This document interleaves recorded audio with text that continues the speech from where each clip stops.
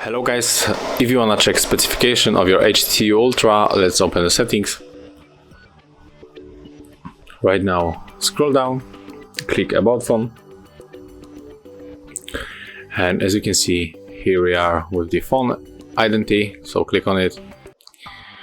And as you can see, there is phone number, name, model number, IP address, Wi-Fi MAC, Bluetooth address, device serial number, and we can also go for the software, so it is Android version, the security patch level software.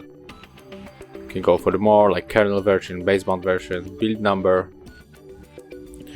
So yeah, this is how it looks on this device. So thank you for watching, leave like, subscriptions, and of course comments below.